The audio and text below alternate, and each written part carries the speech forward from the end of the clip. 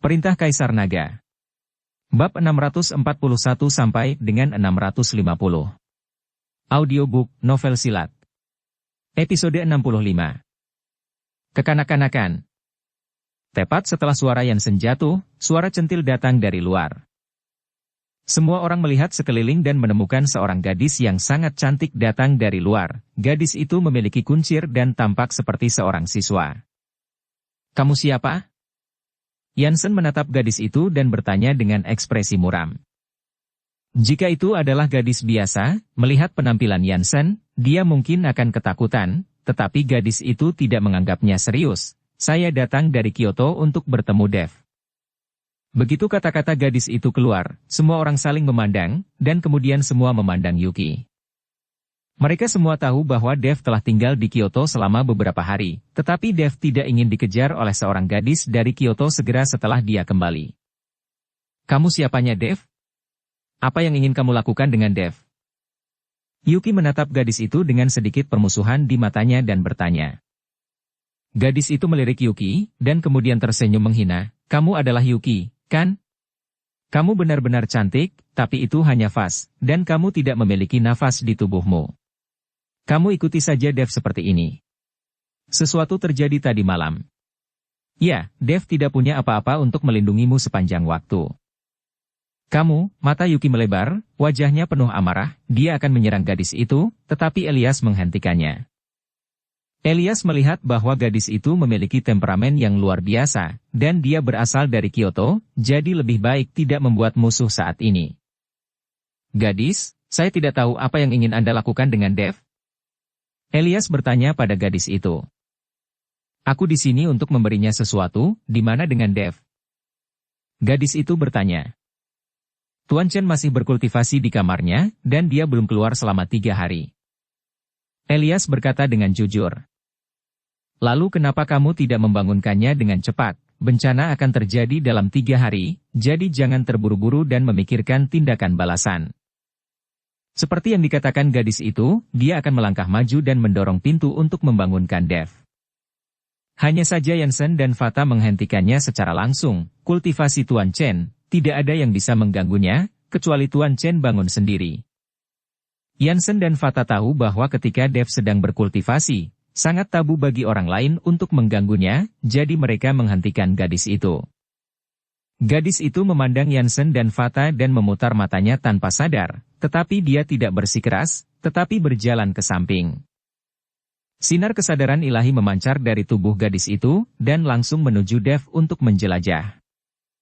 Dev, yang sedang berkultivasi, tiba-tiba membuka matanya setelah merasa bahwa dia sedang diselidiki oleh kesadaran, melompat lurus ke atas, dan bergegas keluar dari pintu. Ketika dia melihat ada begitu banyak orang di ruang tamu, dia tercengang. "Kamu, kenapa kalian semua di sini? Hari apa hari ini?" Dev bertanya dengan ekspresi bingung. "Mereka di sini untuk mengantarmu pergi, dan kau akan mati dalam 2 hari. Gadis itu melangkah maju dan berkata. "Maya, kamu, kapan kamu datang?" Melihat gadis itu, Dev tiba-tiba terkejut, dan kemudian matanya terus melihat sekeliling. "Maya ada di sini, mungkin Naga 5 juga ada di sini." "Jangan lihat sekeliling, Paman Naga tidak ada di sini, hanya aku." Saat Maya berbicara, dia mengeluarkan cermin perunggu seukuran telapak tangan dari tubuhnya, dan melihat bahwa cermin perunggu itu ternoda karat, seolah-olah baru saja digali dari tanah. "Ini adalah cermin perunggu pelindung jantung. Paman Naga sangat baik padamu. Ini adalah hartanya. Dia meminta aku membawanya kepadamu. Kamu dapat mengambil cermin perunggu pelindung jantung ini untuk memblokir pukulan fatal Samuel Qin. Paman Naga membiarkan aku beritahu Anda, Samuel Qin telah menjadi wusong, dan tubuh Anda tidak dapat menahan pukulan wusong, jangan melakukannya sendiri untuk menahan pukulan keras."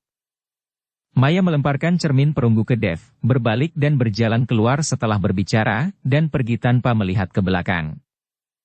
Ketika mereka mendengar kata wusong, kecuali Huan Su dan yang lainnya yang bukan dari dunia seni bela diri, semua orang tercengang, terutama Yansen dan Fata, yang tahu keberadaan wusong seperti apa. Baru saja Yansen mengatakan bahwa dia memiliki ribuan orang, dan dia tidak takut sama sekali. Sekarang sepertinya lelucon, Apalagi ribuan orang, bahkan jika ada lebih banyak orang, mereka semua adalah semut di depan Wuzong, dan mereka bisa diselesaikan dengan lambaian tangan. Dan Dev memandang Maya yang pergi, dan ingin mengejar dan bertanya, siapa naga lima dan mengapa dia membantu dirinya sendiri seperti ini, tetapi Dev tidak bergerak, dia tahu Maya tidak akan mengatakan apa-apa. Pada saat ini, Yuki memandang Maya yang pergi, dan wajahnya malu. Ternyata pihak lain ada di sini untuk mengirim sesuatu ke Dev, untuk membantu Dev, tetapi dia cemburu pada orang lain. Memikirkan kata-kata Maya, Yuki tiba-tiba merasa bahwa Maya benar. Selain tubuh yang indah ini, dia benar-benar tidak memiliki kemampuan lain. Memikirkan hal ini, suasana hati Yuki tenggelam. Apa yang sebenarnya terjadi? Dev melirik kerumunan dan bertanya dengan wajah bingung. Tuan Chen, lihat ini. Yansen mengeluarkan ponselnya, membuka forum, dan menunjukkan bagian depan kepada Dev. Dev melihat buku tantangan di atas dan 3 kata terakhir yang ditandatangani Samuel Qin, dan dia langsung mengerti. Tampaknya Samuel Qin ini keluar dari pengasingan, setelah mengetahui bahwa putra dan keponakannya dibunuh oleh dirinya. Jadi dia mengeluarkan surat tantangan ini. Apa yang seharusnya datang pada akhirnya akan datang, kamu tidak perlu terlalu gugup, kan? Dev melihat bahwa semua orang dalam suasana hati yang rendah, jadi dia tersenyum ringan, bukankah hanya Samuel Qin, aku bisa menghadapinya. Tuan Chen, ketika Samuel Qin meninggalkan pengasingan, dia telah menembus ranah master besar dan menjadi master seni bela diri. Ini, aku takut kekuatan semacam ini dapat dibandingkan dengan kultivator abadi. Fata berkata dengan ketakutan yang tersisa. Dia hanya master peringkat ke-7 sekarang, dan dia bahkan belum menyentuh bayangan master besar, dan pihak lain sudah menjadi master seni bela diri. Ini adalah ranah yang bahkan tidak bisa dipikirkan oleh Fata. Jangan khawatir, bukankah saya punya cermin yang dikirim seseorang untuk melindungi tubuhku? Lalu Samuel Qin tidak bisa membunuhku. Belum pasti siapa yang akan menang atau kalah. Jangan khawatir tentang itu. Dev berkata dengan acuh tak acuh. Faktanya, Dev tidak memiliki banyak pengetahuan di dalam hatinya. Alasan mengapa dia mengatakan ini adalah agar semua orang tidak khawatir. Dia belum pernah menghadapi master seperti Wuzong. Dia hampir kehabisan semua kekuatan spiritualnya, dan sekarang dia harus bertarung dengan Samuel Qin, seorang master bela diri. Dev benar-benar tidak tahu apakah dia bisa bertahan. Tapi tidak peduli apa, Dev tidak akan melarikan diri. Karena pihak lain telah mengeluarkan surat tantangan, Dev akan melawannya. Ini akan memberinya banyak ketenangan pikiran. Setidaknya dia tahu bahwa keluarga Qin tidak akan menyerang orang-orang di sekitarnya. Sekarang yang paling dikhawatirkan Dev adalah Yuki. Jika pihak lain berbuat jahat, tidak mungkin Dev melindungi Yuki sepanjang waktu. Melihat tatapan acuh tak acuh Dev, semua orang sedikit lega. Lagi pula, tidak ada yang tahu seberapa kuat Dev sekarang. Setelah tinggal di villa untuk sementara waktu, semua orang mulai pergi satu demi satu, sementara Yansen dan Fata yang menjaga gerbang villa secara langsung, siap untuk menjaga Dev dengan cermat. Meskipun Wuzong telah menakuti mereka berdua, tetapi mereka tidak akan meninggalkan Dev. Di dalam ruangan, Yuki dan Ellie juga tidak pergi, dan mereka berdua sangat tertekan. Dev, maafkan aku, itu semua karena aku. Jika kamu memiliki 3 kekuatan dan 2 kelemahan, aku tidak bisa memaafkan diriku sendiri. Ellie mengikuti Dev meminta maaf. Kamu tidak perlu terlalu gugup, kan? Ini tidak ada hubungannya denganmu, Fredkin ini, kamu tidak perlu menyalahkan dirimu sendiri, aku akan baik-baik saja. Dev menghibur Ellie sehingga dia tidak perlu terlalu menyalahkan dirinya sendiri. Dev, ajari aku berlatih. Pada saat ini, Yuki tiba-tiba menatap Dev dan berkata, aku tidak ingin menjadi Fas, aku ingin menjadi wanita yang dapat membantumu. Dev menatap Yuki dengan heran. Dia tidak mengerti mengapa Yuki mengatakan ini tiba-tiba. Seseorang pasti mengatakan sesuatu kepada Yuki. Bukankah aku mengatakannya sebelumnya, sangat sulit untuk berlatih, selain itu, kamu dapat mengikuti Ellie untuk mempelajari 1-2 trik, dan kamu akan baik-baik saja. Siapa bilang kamu Fas, kamu adalah wanita paling sempurna di hatiku. Dev menyentuh kepala Yuki dengan penuh kasih dan berkata, tidak, aku ingin berkultivasi, Aku ingin menjadi lebih kuat darimu, biarkan aku melindungimu di masa depan. Wajah tegas Yuki bukanlah lelucon.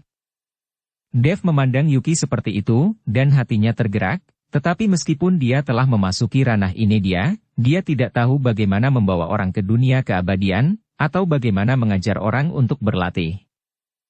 Bahkan, Dev juga memiliki rencana untuk membiarkan Yuki berkultivasi sebelumnya. Bagaimanapun, Dev sendiri adalah seorang kultivator. Dengan peningkatan wilayahnya, meskipun ia tidak dapat mencapai keabadian, tidak masalah untuk hidup 1 atau 200 tahun. Tapi saat itu, Yuki takut dia akan mati karena usia tua. Jika dia tidak ingin Yuki menjadi tua, satu-satunya cara adalah membiarkan Yuki melangkah ke dunia keabadian. Dev masih tidak memiliki kekuatan untuk mengajar orang. Saya belum bisa mengajari orang. Ketika saya menemukan master untuk Anda akan belajar dan berkultivasi. Saya percaya bahwa dengan bakat Anda pasti lebih baik dari saya. Meskipun Dev tidak bisa mengajar, tetapi pada saat ini dia memikirkan satu orang, yaitu Naga Lima. Karena Naga Lima bersedia membantunya seperti ini, maka mintalah dia untuk mengajari Yuki berlatih. Dev percaya bahwa Naga Lima tidak akan menolak. Aku juga ingin belajar. Ellie mendengarkan dan berkata dengan tergesa-gesa. Ellie mengundurkan diri dan mengikuti Dev karena dia ingin Dev mengajarinya, tetapi begitu lama, Dev tidak mengajarinya 1 atau setengah trik pun. Melihat Ellie, Dev menghela nafas tanpa daya. Oke, kalau begitu aku akan memberitahumu tentang itu. Dev tinggal bersama Yuki dan Ellie sampai hampir tengah hari, karena sebagian besar batu roh telah habis, dan Dev tidak memiliki energi spiritual untuk berlatih.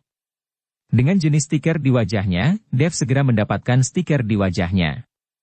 Wajah yang membuat Yuki dan Ellie tertawa terbahak-bahak, dan suasana hati mereka jelas jauh lebih baik. Yansen dan Fata mendengarkan tawa di ruangan itu, dan mereka saling memandang. Mereka hanya bisa mengagumi hati Dev. Dia akan bertarung dengan Master Wuzong, dan dia masih bisa bersenang-senang.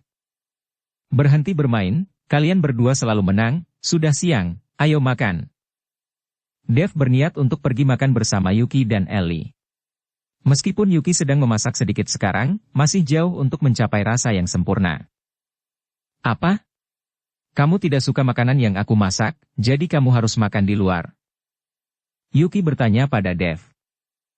Tidak, aku tidak takut kamu akan lelah. Dev buru-buru menjelaskan bahwa sebenarnya Dev tidak suka memakannya, tapi sayangnya dia tidak berani mengatakannya. Aku tidak lelah sama sekali, Ellie membantu, kita berdua memasak, kamu bisa duduk di sofa sebentar. Yuki membawa Ellie ke dapur. Melihat ini, Dev hanya bisa terduduk lemas, dia hanya bisa berdoa agar Yuki bisa memasak lebih baik kali ini. Tepat ketika Dev sedang duduk dan bersiap untuk memulai makan malam, telepon tiba-tiba berdering. Melihat nomor di telepon itu benar-benar dipanggil oleh Ted He, Dev sangat terkejut. Dalam periode baru-baru ini, hampir semua bahan obat berusia lebih dari 100 tahun telah dikirimkan oleh Pavilion Raja Obat, dan aliran masuk ke Ryuncheng sangat sedikit, jadi rumah obat Ted He belum menerima bahan obat yang berusia lebih dari 100 tahun, dan mereka belum mengirim mereka ke Dev. Namun, Ted He akan mengkreditkan keuntungan dari penjualan pil permajaan ke kartu ban Dev tepat waktu. Lagi pula, hanya Dev yang dapat memberikan pil permajaan. Dev dan Ted He sudah lama tidak berhubungan, entah kenapa tiba-tiba Ted He meneleponnya. Dev menjawab telepon, dan suara Ted He segera datang dari ujung telepon. Kakak Dev, apakah kamu masih mengingatku? Apakah kamu melupakanku? Ted bertanya. Bagaimana saya bisa melupakan kakak He? Setiap hari saya mendapatkan banyak uang di kartu bank saya. Ini semua berkat kakak He. Dev tersenyum ringan dan berkata. Kakak Ted tiba-tiba memanggilku, apakah ada sesuatu? Saudara Dev, saya punya kabar baik untuk Anda pasti akan senang ketika Anda mendengarnya. Ted He sedikit bersemangat. Kakak He, aku sangat sibuk, jika kamu memiliki sesuatu, katakan saja. Dev sedikit tidak senang dengan praktik penjualan Ted He. Ted He juga mendengar bahwa Dev sedikit tidak senang, dan buru-buru berkata, saya mendapat pesan bahwa ginseng berusia 10.000 tahun telah tumbuh di timur laut. Apa? Ketika Dev mendengar ini, dia berdiri dari sofa. Raja Ginseng 10.000 tahun, ini adalah sesuatu yang tidak dapat dipenuhi. Jika Anda bisa mendapatkan Raja Ginseng 10.000 tahun ini, maka kerajaan Anda pasti akan meningkat. Sekarang Dev khawatir tentang kurangnya sumber daya untuk budidaya, dan tanpa memikirkannya, Raja Ginseng berusia 1000 tahun muncul. Kakak He, apakah informasinya akurat? Kamu hanya menjebakku. Dev bertanya dengan tidak percaya. Kakak Dev, beraninya aku menjebakmu, apakah kamu ingat Herman Zhou dari rumah herbal? Ted bertanya. Ya. Dev mengangguk. Informasi ini adalah apa yang Herman Zhou katakan padaku. Kampung halamannya berasal dari timur laut. Dia datang ke Yuncheng di tahun-tahun awal. Sekarang kampung halaman mereka telah menghasilkan Raja Ginseng 10.000 tahun. Setelah mengetahui bahwa Herman Zhou terlibat dalam bahan obat, kampung halamannya memintanya untuk melepaskannya. Pesan, mencari pembeli yang cocok. Ted He mengikuti Dev untuk menjelaskan. Dev ingat bahwa Ted He pernah berkata bahwa Herman Zhou bukan penduduk asli Yuncheng, dan dia tidak pernah mengira bahwa dia berasal dari timur laut. Saudara He, tunggu aku akan pergi ke Yuncheng sekarang, dan kemudian kita akan pergi menemui Herman Zhou. Setelah Dev selesai berbicara, dia menutup telepon dan segera berganti pakaian dan berangkat. Dev, apa yang kamu lakukan? Nasi akan segera siap. Yuki bertanya dengan tergesa-gesa ketika dia melihat Dev berganti pakaian dan pergi. Aku tidak akan makan, aku harus keluar terburu-buru, aku merasa akan kembali dalam 2 hari. Dev berjalan keluar sambil berbicara. Apa yang akan kamu lakukan? Bagaimana dengan tantangan dalam 3 hari? Yuki bertanya dengan bingung. Jangan khawatir, aku akan kembali. Setelah Dev selesai berbicara, dia berjalan keluar. Karena tantangan 3 hari kemudian dia sangat terburu-buru. Jika dia bisa mendapatkan Raja Ginseng berusia 10.000 tahun dalam beberapa hari ini, kekuatannya akan sangat meningkat. Mungkin Anda tidak perlu takut pada Samuel Qin lagi. Tuan Chen. Melihat Dev keluar, Yansen dan Fata bergegas maju. Yansen, kamu pergi mengemudi, kita akan segera pergi ke Yuncheng. Dev berkata kepada Yansen. Melihat penampilan Dev, dia sangat cemas, dan baik Yansen maupun Fata tidak berani bertanya. Segera, Yansen mengendarai mobil, dan mereka bertiga langsung menuju Yuncheng. Dalam perjalanan, di bawah desakan Dev, Yansen mengendarai mobil dengan sangat cepat, dan hanya butuh lebih dari 1 jam untuk mencapai Yuncheng. Setelah bertemu Ted He, Dev langsung berkata, Kakak He, ayo kita temui Herman Zhou sekarang. Kak Dev, apakah kamu terburu-buru? Apakah kamu belum makan siang? Apakah kamu ingin makan dulu?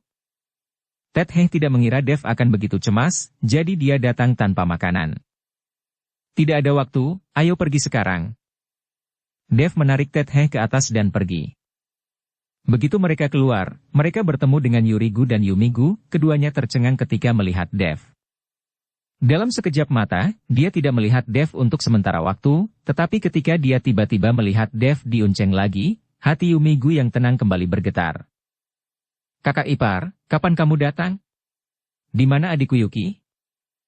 Yumigu sangat senang melihat Dev, jadi dia bertanya. Kakakmu tidak ada di sini, aku di sini untuk meminta sesuatu kepada saudara He.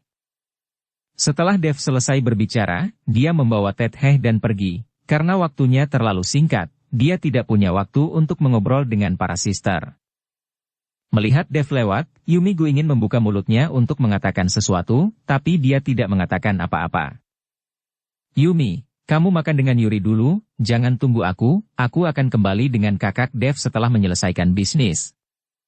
Ted He mengikuti Yumigu dan berkata.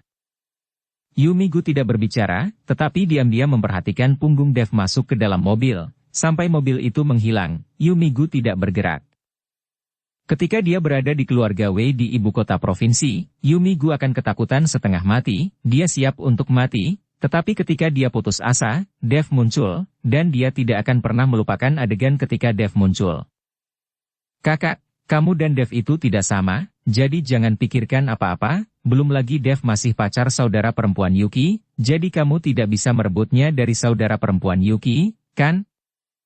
Yurigu sebenarnya sudah lama melihat psikologi Yumigu. Sejak Yumigu diselamatkan oleh Dev dari keluarga Wei di ibu kota provinsi, Yumigu telah banyak berubah. Awalnya, Yumigu dan Tethe memiliki hubungan yang sangat baik, tetapi sejak itu, keduanya sering bertengkar, dan Yumigu sering menggunakan Tethe untuk membandingkan dengan Dev. Tetapi seiring berjalannya waktu, perasaan Yumigu terhadap Dev menjadi semakin lemah. Lagi pula, tidak mungkin mereka berdua saling bertemu. Tapi saat Yumigu hendak melupakan Dev, Dev tiba-tiba muncul di hadapannya lagi, yang membuat hati Yumigu bergejolak. Ayo masuk untuk makan malam. Yumigu sendiri tahu bahwa setelah pertemuan ini, dia dan Dev tidak tahu kapan mereka akan bertemu lagi, mungkin tidak akan pernah. Tapi saat ini, Dev tidak tahu apa yang dipikirkan Yumigu. Dia hanya ingin melihat Raja Ginseng berusia 10.000 tahun itu sesegera mungkin. Tidak peduli metode apa yang dia gunakan, dia harus mendapatkan Ginseng 10.000 tahun itu. Raja pada akhirnya, bahkan jika itu merampok, Dev tidak akan melewatkan kesempatan ini. Setelah tiba di rumah herbal, Herman Zhou telah lama diberitahu oleh Tethe, dan memimpin seseorang untuk berdiri di pintu untuk menyambut Dev. Anda harus tahu bahwa pil peremajaan dari Dev dapat menghasilkan banyak uang, dan Dev adalah dewa kekayaan baginya. Tuan Chen. Herman maju sendiri dan membantu Dev membuka pintu mobil. Herman, apakah benar tentang Raja Ginseng berusia 10.000 tahun? Dev bertanya dengan cemas ketika dia keluar dari mobil. Memang benar, Raja Ginseng 10.000 tahun ditemukan oleh keluarga Shen di timur laut, tetapi keluarga Shen tidak melakukan bisnis bahan obat, jadi mereka mengeluarkan desas-desus dan ingin mencari penjual yang cocok. Herman berkata dengan pasti. Melihat Herman Zhou begitu yakin, Dev akhirnya melepaskan hatinya, karena itu benar, akan lebih mudah untuk menanganinya. Kamu pergi ke timur laut bersamaku sekarang, dan ketika kamu memenangkan Raja Ginseng 10.000 tahun ini, kamu pasti akan mendapat manfaat dariku. Dev berkata dengan penuh semangat. Oke, saya bisa melayani Tuan Chen, beraninya saya menawarkan keuntungan apapun. Herman Zhou berkata, dan mengeluarkan beberapa tiket pesawat dari tangannya, saya sudah memesan tiket pesawat terlebih dahulu, dan saya akan menunggu Tuan Chen datang. Dev sangat senang ketika dia melihat ini, tetapi dia harus mengagumi kecerdikan Herman Zhou, tidak heran bahwa sebagai orang luar, dia bisa begitu makmur di Unceng. Dev membawa Herman Zhou, Yansen dan Fata ke bandara, tetapi Tethe tidak mengikuti. Setelah naik pesawat, hampir malam ketika Dev dan yang lainnya tiba di Sungai Liaohe di timur laut. Begitu mereka turun dari pesawat, Dev merasakan semburan kesejukan. Suhu di sini jauh lebih rendah dari itu dari Hongcheng. Untungnya, Dev mengenakan banyak pakaian, kalau tidak dia akan sangat bersalah. Setelah meninggalkan bandara, sebuah Mercedes-Benz sedang menunggu di pintu keluar, yang diatur oleh Herman. Paman. Di sebelah mobil, seorang pemuda melambaikan tangannya dengan tergesa-gesa setelah melihat Herman. Herman membawa Dev dan yang lainnya ke mobil, dan kemudian memperkenalkan Dev. Tuan Chen, ini adalah keponakan bungsu saya, anak dari keluarga saudara laki-laki keempat saya. Dev sedikit mengangguk ke arah pemuda itu, menyapa. Dev tahu sedikit tentang keluarga Herman, dan dia memperkenalkan Herman di pesawat. Herman memiliki total 4 saudara laki-laki. Dia adalah yang tertua. Karena dia terlalu miskin pada waktu itu, ditambah dengan dinginnya di timur laut, dan tanaman tidak suka tumbuh. Ketika dia berusia 18 tahun, Herman pergi keluar mengadu nasib. Dukung channel Novel Silat dengan subscribe, follow, like, komen dan share. Kemudian, dia mendapatkan pijakan yang kuat di Unceng, dan dia menjadi kuat dan kuat. Namun, Herman akan kembali ke kampung halamannya setiap tahun, karena dia menjalankan bisnis jamu, dan ada banyak jamu di pegunungan dan hutan di timur laut, jadi dia mengembangkan saudara-saudaranya sendiri untuk melakukan bisnis bersama. Setelah bertahun-tahun, di bawah kepemimpinan Herman, keluarga Zhou dianggap sebagai keluarga besar di daerah kecil setempat, dan tidak banyak yang bisa mengendarai Mercedes-Benz. Dev dan yang lainnya masuk ke dalam mobil dan segera datang ke villa berlantai 3. Ini adalah rumah Herman. Biasanya saudara keempat Herman tinggal di sini, dan ketika Herman kembali, dia juga akan tinggal di sini. Ayah, pamanku, aku sudah menjemputnya. Begitu pemuda itu memasuki pintu, dia berteriak kepada seorang pria paruhbaya yang duduk di sofa. Pria paruhbaya ini adalah saudara laki-laki keempat Herman, Harold. Karena hidupnya sangat baik tahun ini, Harold bermain kartu dan minum teh setiap hari, dan dia tidak terlalu peduli dengan urusan perusahaan.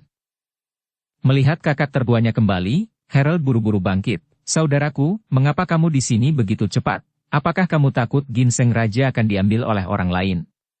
Saya sudah setuju dengan keluarga Shen untuk menyimpannya untuk kita. Saya tidak tahu bahwa ada yang lain yang berspesialisasi dalam bisnis bahan obat di Guanei, dan sekarang tidak ada yang mampu membelinya kecuali keluarga Zhou kita. Harold berkata dengan ekspresi puas di wajahnya, semua orang di daerah ini tahu bahwa keluarga Zhou lama mereka memulai dengan membuat bahan obat. Harold, cepat dan kirim seseorang untuk mengatur makanan. Kami datang ke sini pada siang hari dan kami belum makan makanan. Herman berkata kepada Harold. Herman tahu bahwa Dev dan yang lainnya tidak punya apa-apa untuk dimakan pada siang hari, dan sekarang hari sudah gelap, Dev dan yang lainnya pasti lapar. Namun, Dev sekarang telah mencapai periode puasa, jadi bahkan jika dia tidak makan selama 10 hari, dia tidak akan merasa lapar, tetapi Yansen dan Fata takut mereka tidak akan tahan. Harold mengangguk, dan buru-buru melambaikan tangannya kepada putranya untuk memesan masakan, sementara Harold menarik Herman untuk duduk di sofa. Saudaraku, keluarga Shen ini sama sekali tidak mengerti pasar, jadi ketika Anda membuat penawaran, lihat ke bawah. Tekan harganya, dan ketika kamu mendapatkan Raja Ginseng, kita bisa mendapatkan banyak uang. Apakah keluarga Shen telah mengungkapkan berapa banyak uang yang ingin mereka jual? Tanya Herman. Saya telah mendengar desas-desus bahwa keluarga Shen menginginkan 5 miliar, tetapi saya pikir 3 miliar dapat dimenangkan. Jika kita mendapatkannya, kita dapat memperoleh puluhan miliar ketika kita berbalik. Harold berkata dengan penuh semangat. 3 miliar. Dev mengikuti Herman dengan mata melebar karena terkejut. Ini terlalu murah. Anda harus tahu bahwa teratai salju berusia 1000 tahun bernilai miliaran. Raja Ginseng berusia 10.000 tahun ini harus terjual setidaknya 10 miliar, bukan 3 miliar. Melihat ekspresi terkejut Herman, Harold tersenyum sedikit. Saudaraku, saya akan mengatakan yang sebenarnya, jika Anda dapat menemukan seorang dokter jenius untuk menyembuhkan penyakit Wolf Shen, kepala keluarga Shen, diperkirakan harganya akan lebih murah. Apa yang terjadi dengan Wolf Shen? Herman tercengang. Keluarga Shen selalu berkecimpung dalam bisnis kayu. Beberapa waktu lalu, Wolf Shen membawa orang ke hutan buta hitam untuk menebang pohon, tetapi tidak ada yang kembali selama 3 hari 3 malam. Semua orang pergi mencarinya, tetapi hanya untuk menemukan Wolf Shen, tapi Wolf Shen tampak seperti orang bodoh. Dia harus diberi makan dengan makanan dan air. Harold menjelaskan. Hutan buta hitam? Herman terkejut, apakah Wolf Shen gila? Beraninya dia membawa orang ke hutan buta hitam untuk menebang pohon? Berapa tahun tidak ada yang berani pergi ke hutan itu? Bukankah ini semua karena uang? Pohon-pohon di hutan buta hitam tinggi dan lebat. Keluarga Shen tidak bisa melihatnya tanpa rasa iri, jadi Wolf Shen membawa orang ke sana, tetapi mereka semua mati, dan hanya Wolf Shen yang tersisa. Dia telah menjadi bodoh, tetapi keluarga Shen mendapatkan barang kali ini, itu ginseng raja 10.000 tahun ditemukan di hutan buta hitam. Harold mengatakan ini, dan Herman mengerti dalam sekejap. Tidak heran tidak ada yang menemukan ginseng berusia 10.000 tahun ini sebelumnya. Anda harus tahu bahwa ada banyak orang yang mendaki gunung untuk mengumpulkan jamur di timur laut. Dan di hutan buta hitam itu dapat ditemukan. Apa hutan buta hitam ini? Dev mau tidak mau bertanya dengan rasa ingin tahu. Oh, Tuan Chen tidak tahu ya, ada hutan di tempat kami, dan orang-orang yang masuk tidak ada yang bisa keluar hidup-hidup, dan perlahan-lahan tersebar bahwa ada orang buta hitam yang memakan orang di hutan ini, jadi namanya hutan buta hitam, tidak ada yang berani masuk. Herman mengikuti Dev untuk menjelaskan. Harold tercengang ketika melihat Herman sangat sopan dan memanggil Tuan kepada Dev. Dia selalu berpikir bahwa Dev, Jansen dan Fata semuanya adalah bawahan Herman dan mengikuti Herman, tetapi dia tidak pernah berpikir bahwa itu tidak seperti yang dia pikirkan. Saudaraku, siapa orang-orang ini? Harold bertanya kepada Herman saat ini. Oh, ini Tuan Chen, yang ada di sini untuk Raja Ginseng, kata Herman. Saudaraku, kita bisa mengambil sendiri Raja Ginseng berusia 10.000 tahun itu, mengapa kamu membawa yang lain? Harold memandang Herman dengan sangat tidak puas. Alasan mengapa dia memberitahu Herman adalah karena dia ingin mereka membeli sendiri Raja Ginseng berusia 10.000 tahun itu, tetapi dia tidak ingin Herman membawa orang luar. Diam, Herman memelototi Harold dengan sengit. Bahkan jika kita membeli Raja Ginseng berusia 10.000 tahun ini, kita tetap akan memberikannya kepada Tuan Chen. Kata-kata Herman membuat Harold melihat kembali Dev. Dia menemukan bahwa Dev hanyalah seorang pemuda biasa, dan dia tidak memiliki temperamen yang mulia. Dia tampaknya bukan anak dari keluarga besar. Dia tidak mengerti bagaimana kakak laki-lakinya memperlakukan Dev dengan sangat hormat. Meskipun Harold tidak mengatakan apa-apa di bawah tekanan Herman, dia jelas tidak yakin. Tuan Chen, saudara laki-laki keempat saya terlalu serakah akan uang, jangan tersinggung. Herman tersenyum meminta maaf ke arah Dev. Tidak masalah. Dev berkata sambil tersenyum. Segera, makanan sudah siap, Herman menyapa Dev dan yang lainnya dengan hangat, dan menyiapkan kamar untuk Dev dan yang lainnya. Hanya saja Dev menolak. Dia tidak ingin tinggal di rumah Zhou. Dev tidak terbiasa dengan perasaan tinggal di rumah orang lain. Jadi dia meminta Jansen untuk mencari hotel, dan mereka bertiga tinggal di hotel. Setelah menetap, Dev mengajak Jansen dan Fata untuk berjalan-jalan di jalan-jalan kota kecil ini. Meskipun tidak terlalu makmur, pemandangannya bagus dan udaranya segar. Saat Dev sedang berkumpul dengan Jansen dan Fata, di aula rumah Zhou, Harold memanggil putranya Wilson kepadanya. Ayah, untuk apa kau memanggilku? Wilson bertanya dengan curiga.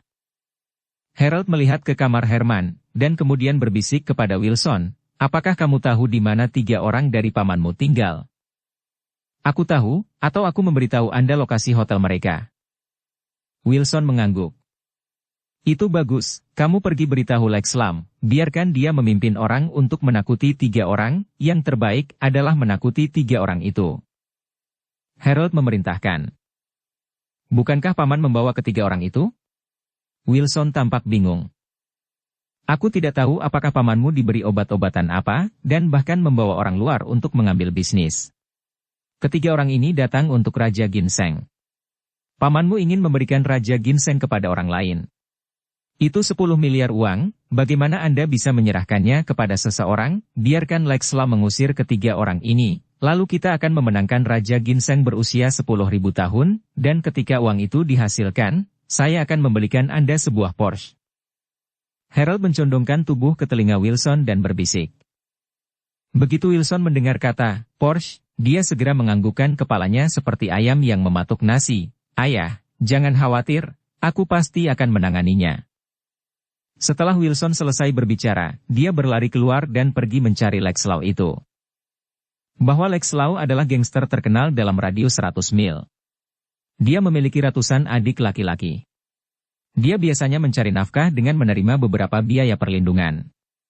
Karena keluarga Zhou telah berkecimpung dalam bisnis bahan obat, dia juga telah dipukuli 2 kali oleh Lex Lau ini, tongkat bambu. Tetapi ketika keluarga Zhou menjadi lebih dan lebih berkembang, mereka sering memberikan Lex Lau senjata dan uang kepada bajingan ini dan membiarkan mereka mengurus toko keluarga Zhou.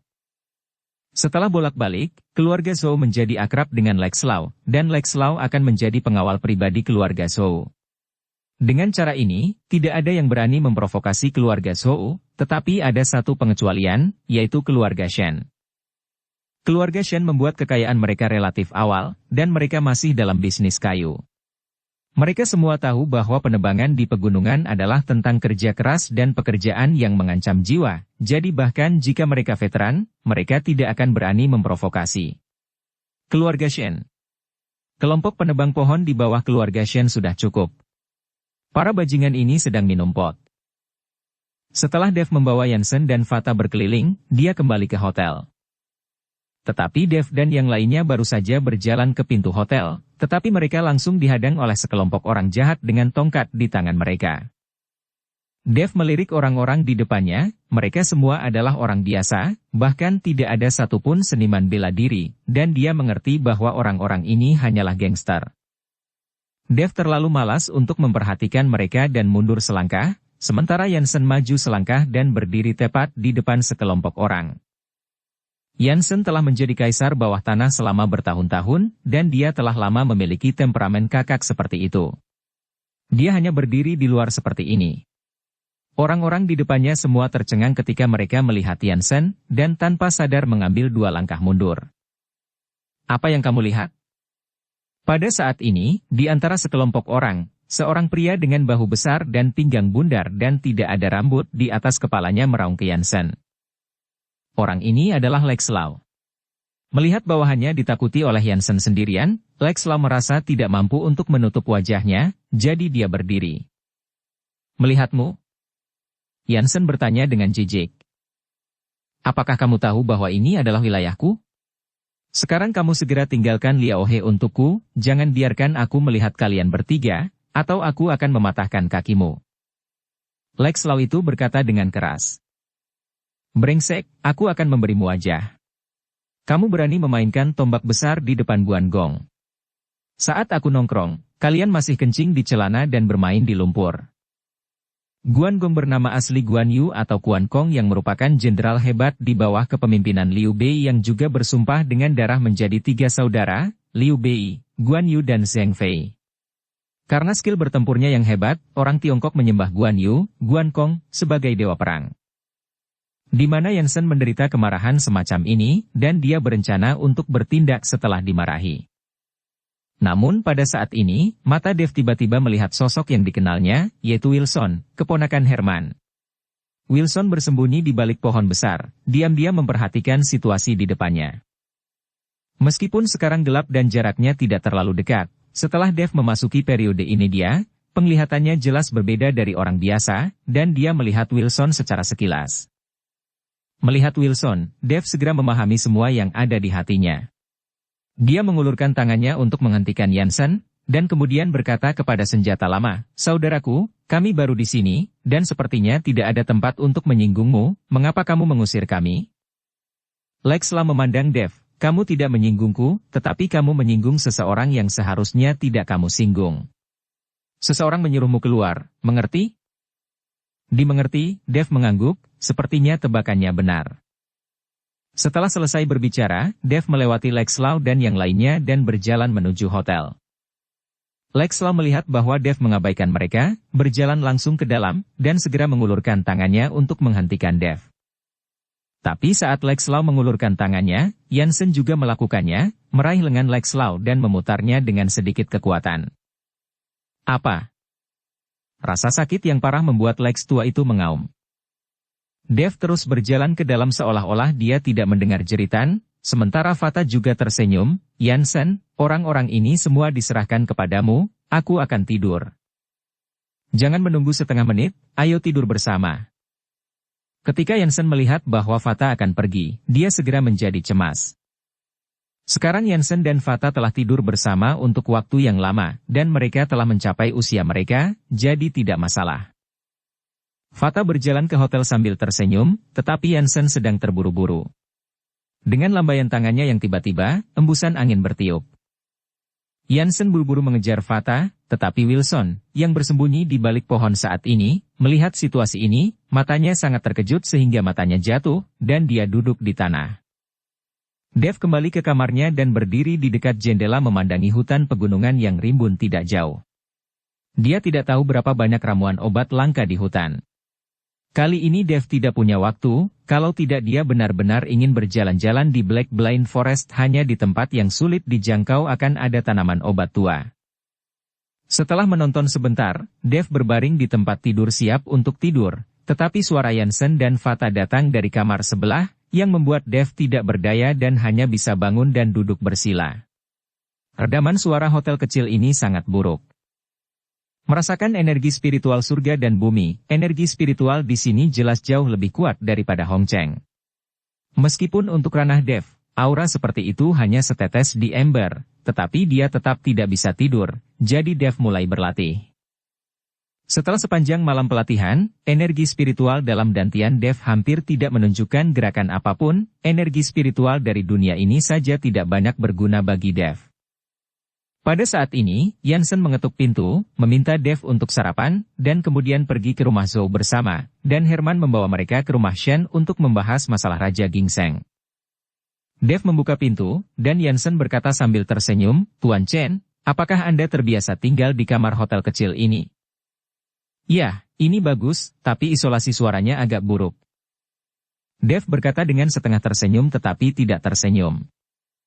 Mendengar apa yang dikatakan Dev, Yansen tercengang, sementara Fata, yang ada di sampingnya, tersipu dan bergegas turun. Yansen juga bereaksi dan tersenyum canggung. Ketiganya turun untuk sarapan, dan Herman menyuruh Wilson mengemudi untuk menjemput Dev dan mereka lebih awal. Setelah melihat ketiga Dev, seluruh wajah Wilson menjadi jelek, dan dia tidak berani menatap Dev dan mereka, terutama Yansen. Wilson dekat dengan Yansen, dan seluruh tubuhnya gemetar, karena terakhir adegan malam itu benar-benar buruk, itu terlalu mengejutkannya. "Kawan, aku bukan harimau yang bisa memakan orang. Kenapa kamu takut seperti ini?" Yansen memandang Wilson seperti itu, dan bertanya dengan wajah lucu. Wilson tidak berani menjawab, dia hanya bisa menatap ke depan dan membawa Dev dan yang lainnya ke rumah Zhou. Tetapi Dev dan yang lainnya baru saja tiba di rumah Zhou, tetapi mereka melihat Herman dengan Harold di pintu, sementara Harold itu berlutut di tanah dengan tangan terikat di belakang punggungnya. Melihat kedatangan Dev, Herman bergegas maju untuk menemuinya, dan dengan bunyi gedebuk, dia berlutut untuk Dev, tetapi dia diangkat oleh Dev dengan lembut. "Herman, ada apa denganmu?" Dev bertanya. "Tuan Chen, saudara keempat saya terobsesi dengan hantu. Dia berani mencari seseorang untuk mengusir Tuan Chen. Dia hanya mencari kematian. Saya memintanya untuk berlutut dan meminta maaf kepada Tuan Chen. Saya juga berharap Tuan Chen akan memiliki banyak berkah dan menyelamatkan hidup mereka." Setelah Herman selesai berbicara, dia menendang Harold dengan keras, "Binatang, minta maaf kepada Tuan Chen." "Paman, apa yang kamu lakukan?" Melihat ini, Wilson bertanya dengan tidak puas. "Plak. Shen." Herman menampar wajah Wilson, "Kamu juga berlutut untukku, ayah dan anak memiliki sarang ular dan tikus. Jika kamu tidak bisa membiarkan Tuan Chen muncul hari ini, kamu akan keluar dari keluarga Zhou, dan semua properti keluarga Zhou tidak akan tersedia lagi di masa depan untukmu." Meskipun Herman telah meninggalkan kampung halamannya, perkembangan keluarga Zhou semua berkat bantuan Herman. Ketika Herman berbicara di rumah dengan banyak kekuatan. Ketika Wilson mendengar bahwa dia akan diusir dari rumah Zhou, dia sangat ketakutan sehingga dia buru-buru berlutut ke tanah. Kotou ke Tuan Chen." Herman meraung pada Harold dan putranya. Jangan menyebutkan betapa marahnya Herman. Sekelompok katak di dasar sumur sebenarnya mencari gangster untuk menyusahkan Dev. Bukankah ini katak yang mencabuti bulu harimau dan mencari kematian? Belum lagi Dev, hanya Yansen di sebelah Dev, yang merupakan kaisar bawah tanah di Hongcheng, dan orang terkenal bahkan di seluruh Jiangbei, bagaimana dia bisa dibandingkan dengan gangster kecil ini? Harold dan ayah dan anak Wilson hanya bisa bersujud kepada Dev, dan segera mereka berdua memiliki tas besar di kepala mereka. "Sudahlah," Dev berkata dengan ringan. Faktanya, Dev tidak memiliki rencana untuk mengejar masalah ini, hanya sekelompok gangster, seperti mengejar lalat, mereka dapat diberhentikan sesuka hati. Dev tidak peduli, dia hanya ingin mendapatkan Raja Ginseng 10.000 tahun kali ini, sedangkan sisanya tidak penting. "Terima kasih Tuan Chen, terima kasih Tuan Chen." Herman buru-buru mengikuti Dev untuk berterima kasih padanya.